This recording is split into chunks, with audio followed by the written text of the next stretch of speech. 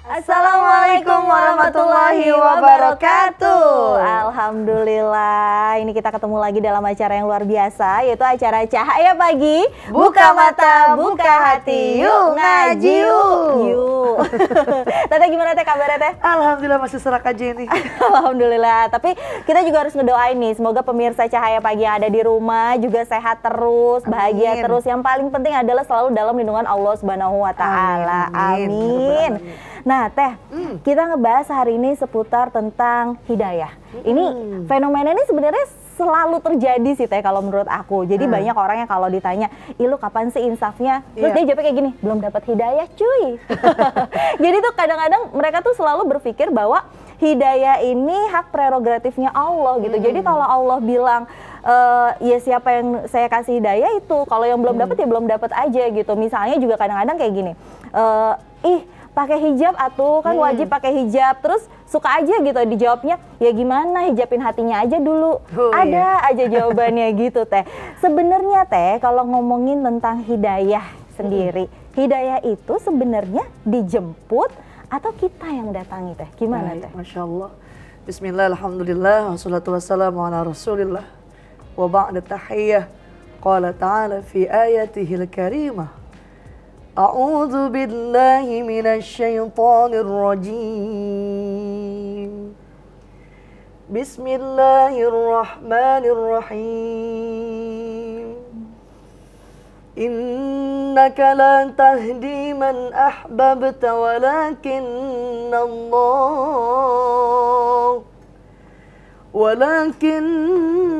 Allah yahdi man yasha' wa huwa a'lamu bil muhtadin. Dalam tafsir Al-Waziz, Syekh Wahbah Az-Zuhaili mengatakan, wahai Nabi, sesungguhnya kamu tidak bisa memberi petunjuk kepada orang untuk beriman sesuai kehendakmu. Walakinnallaha yahdi man yasha'. Namun Allah lah yang memberi petunjuk orang yang dikehendakinya untuk mendapat petunjuk dengan kuasa dan kehendaknya, lalu membantunya itu untuk beriman. Wa huwa a'lamu bil muhtadin. Allah adalah zat yang maha mengetahui orang-orang yang siap untuk mendapatkan petunjuk. Pemirsa yang dirahmati Allah, ayat ini kareni turun sebagaimana hadis yang diriwayatkan dalam Sahih Muslim tentang Abu Thalib, paman yang sangat dicintai oleh Rasul. Abu Thalib lah yang mengawal pertumbuhan fisik Rasul sejak kecil. Dan pada waktunya melindungi dakwah Islam yang dikembangkan oleh Rasulullah SAW.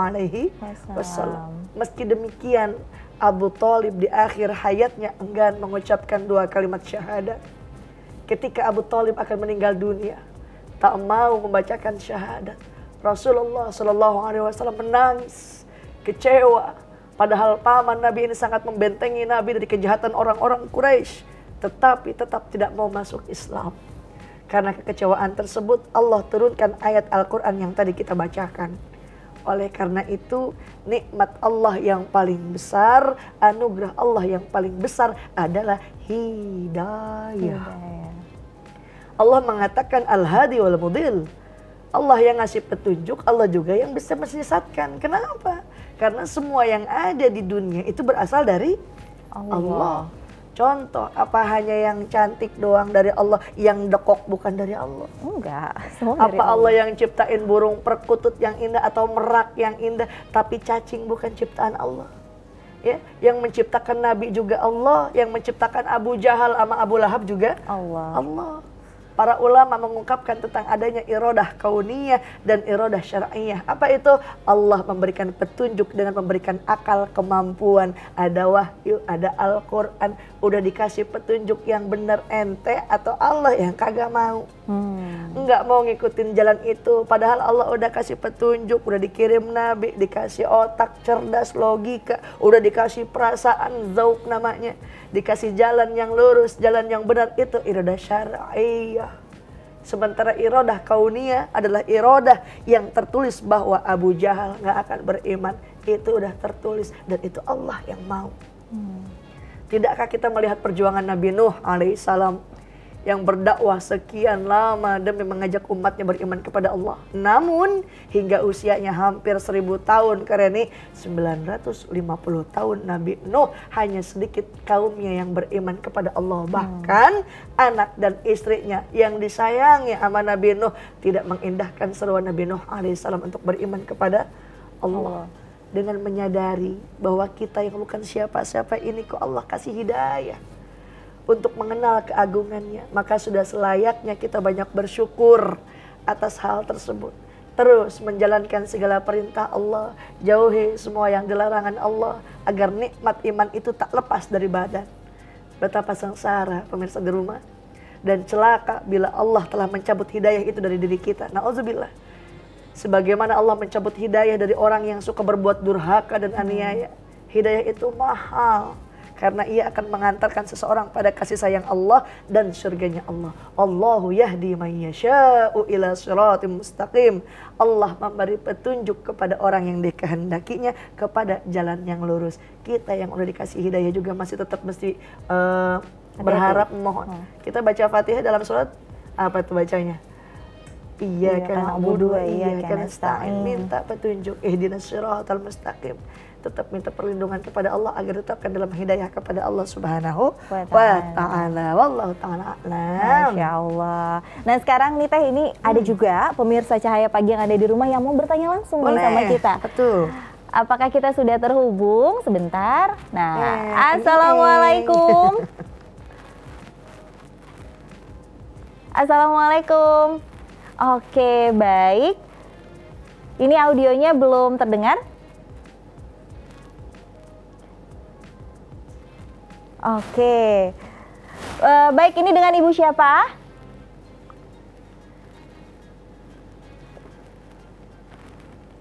Ini sambil kita menunggu suaranya Ibu muncul ya. Oke, baik. Atau ini kita akan tunggu lagi?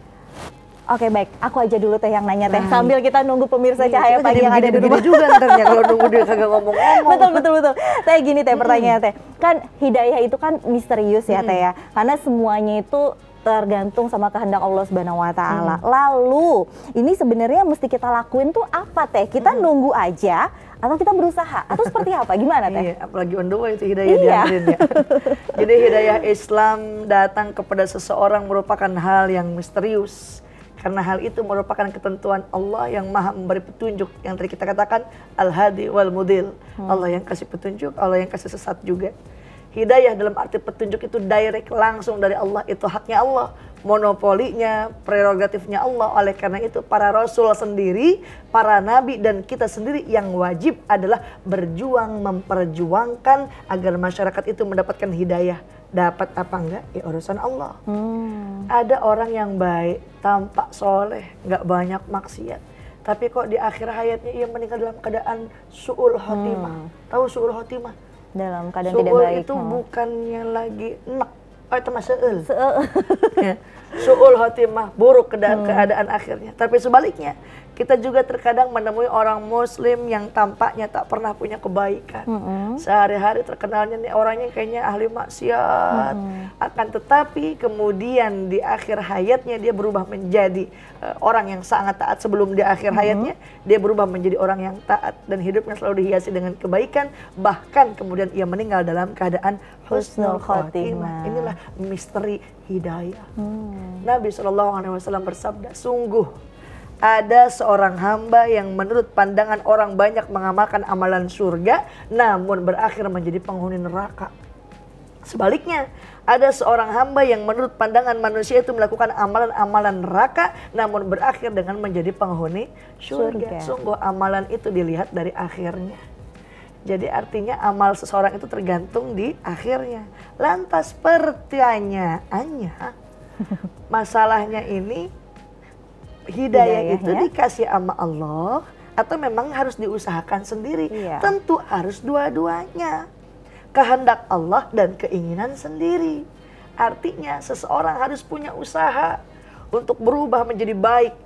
Dan segala usaha apapun ia lakukan bukan dengan cara menunggu sadar sendiri. Lalu kita serahkan kepada Allah begitu saja.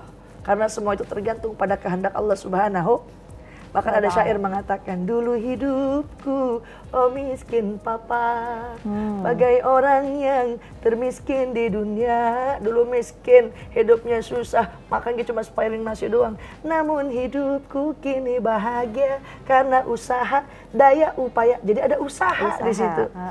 Bahkan Nabi SAW bersabda dalam hadis qudsi, hambaku senantiasa mendekatkan diri kepadaku dengan amalan wajib yang kucintai. Hambaku senantiasa mendekatkan diri padaku dengan amalan-amalan sunnah sehingga aku mencintainya. Itu dalam hadis riwayat Bukhari. Jadi amalan wajib dilakuin, sholat jangan ditinggalin, puasa Ramadan dijalankan, ada zakat, ada haji bagi yang mampu. Sholat banyak banget alasannya. Semua wajib sholat. Betul. Mau pejabat wajib sholat, masyarakat wajib sholat, yang kaya wajib sholat, yang melarat ya wajib sholat, yang cakep wajib sholat, yang dekok lagi wajib sholat. Wajib sholat. Ini banyak banget alasannya. Neng kagak bisa sholat berdiri mah takut nonggeng, puyeng. Bisa duduk juga ada bisul 50 biji mah, masya Allah. Banyak banget. Atau tiduran boleh, tiduran juga kagak bisa, nih kagak bisa puyeng baik. Ya udah dah, ngedip pakai mata juga habis dioperasi katarak. Ya Allah, banyak banget alasannya. Ingat-ingat dah pakai mata, pakai hati. Rukun sholat gimana ya? Hati juga sama deg-degan. Udah kalau gitu emak, kalau emak kagak mau sholat kita panggil Amil, Mil, bungkus Mil. Sholatin. kuburin itu ya. Jadi jika Allah mencintai seseorang muslim, karena amalan-amalannya itu bisa kita lihat dampaknya. Apa dampaknya yang terlihat? Kak, ada tanda-tanda adalah orang tersebut akan diberikan Allah semacam ilham atau taufik. Seperti apa tuh? Ia mau berbekal taat, dia mau melakukan amal soleh. Inilah tanda husnul khotimah yang paling kuat. Jadi saat Allah memberi kepada seorang taufik itu, ia mau menjauhi perbuatan yang buruk, ia mau menjauhi perbuatan yang Allah murka, bertaubat daripada dosa-dosa dan maksiat, menjalankan ketaatan dan perbuatan-perbuatan baik, lalu ia meninggal setelah itu, maka ia tergolong dalam husnul khotimah. Bahkan Rasulullah SAW bersabda, apabila Allah Azza wa Jal menghendaki kebaikan kepada seorang hamba, maka Allah beri madu. Apa tuh madu? Kenapa pakai madu nih? Kemudian ditanyakan kepada beliau, apa maksudnya Allah kasih madu? Ternyata Allah Azza wa Jalla membukakan amal soleh untuknya, lalu mewafatkannya dalam kondisi itu manis imannya. Masya Allah. Jadi hidayah itu bukan hanya kita tunggu. Baik dianterin, tapi ada juga keinginan kita. Kalau kita melakukan amalan-amalan yang Allah cinta, amalan wajib, amalan sunnah, maka niscaya Allah berikan kita taufik, berikan kita hidayah. Karena apa? Kata Nabi SAW, apabila Allah menghendaki kebaikan pada seorang hamba, maka Allah memperkerjakannya. Apa maksudnya? Dibukakan amal soleh dia mau dilakuin. Ada azan buru-buru disautin datang ke masjid. Ini ada azan dengan goler. Sama bini juga bukan suruh ke masjid, malah diempok-empok, masih jauh. Biar tidur. Masih subuh, ya Allah. Itulah rahasia hidayah Allah. Bukan ditunggu, tapi dijemput. Artinya hidayah memang kehendak Allah, tapi ada usaha seorang muslim mendekatkan diri kepada Allah. Jangankan hidayah, pengen makan nih, kalau kita kagak ke dapur mah ngerata kagak bakal nggak dapat makanan. makan. Iya. Ya, nggak ada usaha mah nggak bakal dapet duit. Oleh karenanya jangan hanya bertawakal nunggu hidayah dari Allah, tapi ada usaha dan etikat yang kuat, maka insya Allah akan Allah berikan petunjuk atau hidayah itu. Wallahu ta'ala a'lam. Masya Allah. Jadi nggak ada tuh kata-kata belum dapat hidayah nih, jangan kayak gitu ya. Usaha kayak di aja film-film. terus. Iya. Teh, coba ya kita coba lagi. Ini ada penanya dari rumah ingin bertanya langsung sama Teh Aziza. Coba saya sapa kembali. Assalamualaikum. Waalaikumsalam warahmatullahi wabarakatuh. Kok bingung banget romannya? Dengan Ibu siapa, dari mana, dan silahkan dengan pertanyaannya Ibu. Nah, saya Ibu Rahmawati dari Menteng Dalam. Saya mau bertanya Bu Ustazah. Ya boleh. Jika kita sudah berada di jalan Allah karena telah mendapatkan hidayah, bagaimana kita menjaga hidayah itu agar tidak lepas dari diri kita? Karena yang namanya hati kan bisa berubah-ubah. Terima kasih Ustazah. Wassalamualaikum warahmatullahi wabarakatuh. Waalaikumsalam warahmatullahi wabarakatuh. Ini kayaknya ibunya nyatet banget nih. Iya. Mantengin dari awal gimana nih cara kita menjaga hidayah gitu nih ya. Betul. Apa kita pagerin, apa kita kunci gitu. Karena hati bisa berubah-ubah. Berubah-berubah. Memang ya iman itu Yazid wa yankis ya. Iman itu ada naik, ada turun. Makanya kita minta ketetapan iman. Banyak orang yang sholat, tapi habis sholat selesai sholat, sendal yang lepas sebelah hiji hilang. Ya. Mungkin sering kita mendengar kata hijrah. Orang itu udah dapat hidayah. Apa sih itu hijrah? Kalau diartikan tahun, berapa kali hijrah yang udah usianya puluhan tahun? Kalau diartikan pindah rumah, yang ngontrak pula yang paling banyak hijrahnya. Jadi hijrah itu secara bahasa at-tarku, artinya apa tuh? Meninggalkan sesuatu. Jadi cara menjaga hidayah itu kita tinggalin apa-apa yang dapat kita bikin maksiat, apa-apa yang mendatangkan kita menjadi pribadi yang tidak taat kepada Allah ya. Dan hijrah itu ada hijrah makaniyah seperti Rasul dari Mekah ke Madinah. Ada hijrah haliyah. Apa itu hijrah haliyah? Perilaku. Ya. Contoh dari kufur jadi iman, ya, dari maksiat jadi taat. Namun saat ini ya hijrah itu diidentikan dengan perubahan pakaian. Yang tuh nggak pakai jilbab jadi pakai jilbab. Ya. Padahal ya hijrah itu bukan berarti pakai pakaian yang kita lihat sementara sekarang ini. Jadi hijrah itu memutuskan untuk berhijrah, apa yang perlu diperhatikan? Niat. Ibu tadi nama siapa? Ibu Rahmawati. Ibu Rahmawati, perhatiin niat kita nih. Udah dapat hidayah dari Allah, ibu mau jadi pribadi yang taat apa cuma pengen disanjung sama orang? Oh, Bu Rahmawati udah ke majlis taklim. Udah ngaji mulu, biar kelihatan, sering kembang ngajian, akhirnya pakai bajunya seragamnya rupa-rupa. Padahal lakinya di rumah paru-paru. Nah lo mikirin seragam belum lunas juga. Namun yang lebih penting mengawali hijrah atau menjaga hidayah itu dengan niat. Untuk apa kita berhijrah, untuk apa kita sholat, untuk apa kita ke pengajian. Karena orang yang taubat itu adalah orang yang bertakwa. Imtisalul awamirillah wajtinabun nawahi. Jauhin apa-apa yang dilarang Allah, lakukan apa-apa yang diperintah oleh Allah. Seiring tuntunan Nabi Muhammad SAW, wal muhajir man hajara manahallahu an. Hakikat hijrah itu adalah orang yang meninggalkan apa-apa yang dilarang oleh Allah. Jadi jaga hidayah itu dengan pertama kuatkan niat kita, ya Allah saya pengen tetap jadi pribadi yang baik, tetap lakukan amal-amal kebaikan, cari teman-teman yang bawa kebaikan. Ini kita kadang nyari teman yang demen ngerumpi juga. Jangan deketin si itu. Si itu mah baru punya kulkas baru. Dapat ngeridit. Ya, tetangga ngeridit kulkas, kita ngikut masuk angin. Pengen dikerok sama suami bukan merah jadi gambar kulkas. Ya Allah ya. Kuatkan niat kita, tetap ibadah kepada Allah. Gimana pun memang capek, Bu. Hidup di alam dunia itu tempat lelah, payah, tempat capek. Kapan ntar istirahat? Yang tadi surga. Ya. Di sini di alam dunia semua waktunya beramal tanpa ada perhitungan. Tapi kelak di hari akhir tidak ada amal, semuanya perhitungan. Oleh karena jaga hidayah baik-baik, niatkan yang kuat, cari teman-teman yang bisa bikin kita kebaikan, baca tuh Al-Quran, dibuka Al-Quran, jangan dibuka doang, dibacanya maka enggak. Ya, mudah-mudahan senantiasa kita semua tetap di dalam hidayahnya Allah Subhanahu wa ta'ala. Amin. Amin ya robbal alamin. Seperti itu Ibu Rahmawati. Ibu Rahmawati langsung ini, amin ya Allah. Bagaimana Bu Rahmawati, tercerahkan ya Bu ya? Alhamdulillah, terima kasih banyak Ustazah atas jawabannya. Wassalamualaikum warahmatullahi wabarakatuh. Waalaikumsalam warahmatullahi wabarakatuh. Terima kasih. Pada kabur itu karena ada kipas angin. Karena ada kipas angin. Terima kasih Bu Rahmawati, salam untuk keluarga tentunya. Teh, masih ada satu lagi penanya, kita coba ya Teh untuk menyapanya. Assalamualaikum. Apakah sudah ada? Apa yang ngegeber-geber gitu. Iya. Enggak, tapi seneng gitu. Ibu Rahmawati tadi langsung kayak mengamini, tandanya bahagia. Oh iya, berarti saya tahu nih saya harus seperti apa. Oke. Nah, Assalamualaikum. Assalamualaikum Ibu, apakah suara saya terdengar? Waalaikumsalam. Oke, alhamdulillah. Baik, dengan Ibu siapa dari mana dan silahkan dengan pertanyaannya. Dengan Ibu Saini dari Klingkit Cengkareng. Oke. Mau bertanya nih Ustazah. Boleh, apa tuh Bu? Assalamualaikum.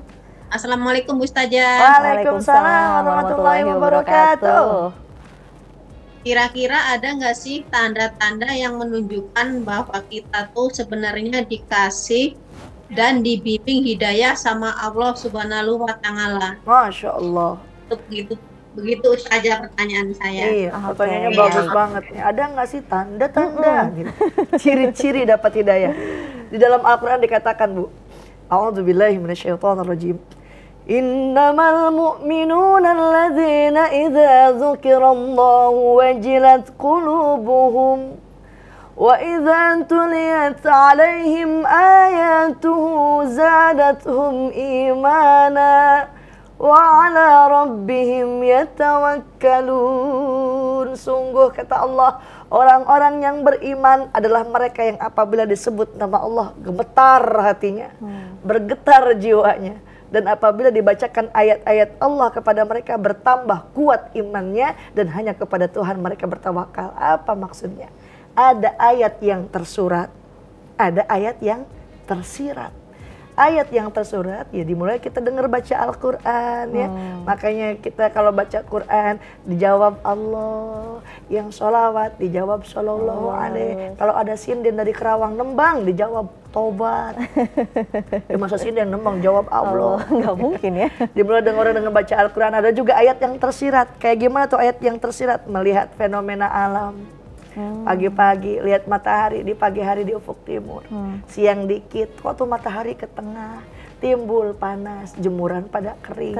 Sorean dikit di ufuk barat ada sunset, malam jadi gelap. Zadathum imana, tambah lagi tuh keimanannya. Kita berpikir begitu aja udah dapat hidayah tuh Bu ya. Jadi hidayah itu ada alamiah, ada ilahiyah. Alamiah kayak gimana kita lihat pohon yang tadinya kecil jadi gede. Ada hidayah ilahiyah yang kayak gimana tuh dilahirkan brojo langsung nangis. Emang ada kursus nangis di dalam perut? Nggak ada. Nggak pakai nunggu belajar di TK, di SD tuh bayi otomatis langsung nangis ya. Ada hidayatul hawas, apa tuh hawas? Panca indera. Kita bisa rasa tuh mana yang manis, mana yang pahit, mana yang panas, mana yang dingin. Itu udah dikasih hidayah sama Allah. Tinggal kita nih berpikir. Kita melihat keagungan Allah. Masya Allah, ternyata matahari bisa berpindah. Malam jadi gelap, pagi jadi cakep, sorenya ada sunset. Kita kegerak itu hati, itu dapat hidayah dari Allah. Tinggal kita ke depan bagaimana mau nyikapin hidayah itu. Mau kita sambut dengan banyakin zikir, atau mau dibiarin baik ngerumpi saban hari sama tetangga ya. Jadi ciri-ciri dapat hidayah ketika orang mendengarkan ayat-ayat Allah dibacakan bergetar hatinya, bergetar jiwanya. Makanya Rasulullah SAW mengatakan zainu aswatakum bitilawatil Quran, hiasilah suaramu dengan membaca Al-Quran. Karena membaca Al-Quran dengan suara yang indah, dengan tajwid yang bagus, bisa membuat orang itu dapat hidayah. Ada orang yang mendapat hidayah ketika dia dengar Al-Quran. Ada yang mendengar azan dapat hidayah. Insya Allah, karena hidayah itu misteri dari Allah. Kalau kita sudah mendapatkan sinyal itu dari Allah, segera ya buru-buru samperin, sambut. Dengan kita memperbanyak amal kebaikan kepada Allah Subhanahu wa Ta'ala. Wallahu ta'ala alam. Gitu Ibu. Seperti itu Ibu. Gimana Ibu? Terima kasih. Ya, terima kasih banyak Bu Ustazah atas jawabannya. Sama-sama. Assalamualaikum warahmatullahi wabarakatuh. Waalaikumsalam warahmatullahi wabarakatuh. Salam untuk keluarga Ibu. Terima kasih. Sehat-sehat tentunya. Nah, Teh gini Teh, kalau ngomongin tentang hidayah, ada nggak sih Teh sebenarnya doa gitu yang bisa kita panjatkan untuk kita, untuk keluarga kita, saudara, agar bisa cepat dapat hidayah? Masya Allah, sering kali ya, kadang kita ini hidayah memang sudah masuk Islam semua, Alhamdulillah. Tapi ada aja orang tua diuji sama anak, anak yang kagak mau sholat, anak diuji sama orang tua, ada bapaknya ahli maksiat, emaknya kagak mau sholat, ada punya suami istrinya susah dibilangnya. Masya Allah, oleh karenanya banyakin doa. Rasulullah SAW mengajarkan, Allahumma inni as'alukal huda wat tuqa wal afafa wal ghina. Ya Allah, aku mohon kepadamu petunjuk Aku mohon kepadamu ketakwaan, keterjagaan dan kekayaan. Rasul juga biasa baca doa saat duduk di antara dua sujud. Tuh apa doanya? Allahumma gfirli warhamni wajburni wahdini warzuqni wa'afini wa'afani. Allah, mohon ampunilah aku, rahmatilah aku, cukupkanlah aku dan berilah aku petunjuk, juga berilah rezeki. Ada lagi doanya tuh, banyak doanya, saya kasih 3. Yang ketiga, kalau emang masih punya orang tua, anak, tetangga, saudara dan lain sebagainya, susah, nggak mau ibadah sama Allah. Allahumma musarrifal qulub, sarrif qulubana ala ta'atik. Ya Allah, zat yang memalingkan hati, palingkanlah hati kami kepada ketaatan beribadah kepadamu. Itu dalam hadis riwayat Muslim. Sering juga kita sering doakan.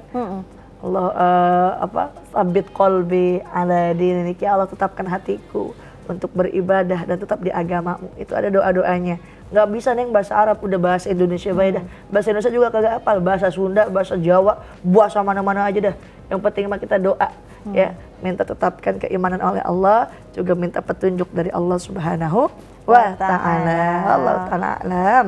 Oke, nah Teh, sebenarnya ada nggak sih Teh orang yang tidak akan diberikan hidayah oleh Allah? Kalau ada tuh yang seperti apa Teh?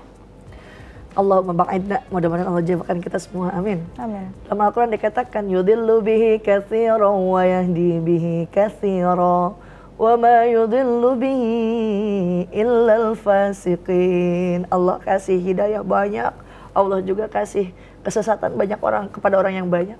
Udah tahu haram tapi dibuat juga. Udah tahu mabuk tuh haram, masih mabuk juga. Udah tahu zina tuh haram, masih dilakuin juga. Orang fasik namanya, itu jauh daripada hidayah Allah Subhanahu wa Ta'ala. Tapi tetap hidayah itu haknya Allah. Belum tentu ia tidak akan mendapatkan hidayah Allah. Kalau dikatakan orang dapat nikmat tapi enggan mengingat Allah, bisa jadi ia terhilang mengingat Allah karena apa? Ia lupa untuk bersyukur kepada Allah. Jadi hidayah itu ada hidayah itu taufik wal ma'unah. Nah ini yang susah. Jangankan azizah, sekelas Rasulullah SAW pun susah. Karena ia tidak bisa memberikan hidayah kepada orang. Bahkan Imam Syafi'i mengatakan apabila hidayah itu bisa diperjualbelikan, akan aku beli sekeranjang, akan aku bagi-bagi kepada orang. Tuh, begitu mahalnya hidayah. Tapi ada juga yang memang digelapkan oleh Allah. Siapa orang digelapkan oleh Allah? Orang yang fasik. Udah tahu haram, dilakuin juga. Udah tahu dosa, dicomot juga. Oleh karenanya yang sudah diberikan hidayah, baik itu sudah mulai hijrah ke atau yang sudah beriman pun, senantiasa kita jaga nikmat yang Allah berikan ini. Wallahu ta'ala a'lam. Masya Allah Teh, jadi makin semangat Teh. Semangat menjemput hidayah. Karena tadi kan Teteh udah ngingetin kita gitu bahwa hidayah itu jangan ditunggu aja, tapi dijemput, diusahakan dengan iman dan takwa. Masya Allah. Ini semoga pemirsa Cahaya Pagi yang ada di rumah juga tercerahkan atas ceramah Teteh Aziza pada hari ini. Tapi nggak terasa Teh, kita sudah ada di penghujung acara. Terima kasih untuk pemirsa Cahaya Pagi sudah menyaksikan Cahaya Pagi pada hari ini. Dan tentunya jangan lupa untuk terus menyaksikan Cahaya Pagi di waktu dan jam yang sama. Saya Reni Risti dan juga Teliza Aziza pamit undur diri. Wassalamualaikum warahmatullahi wabarakatuh.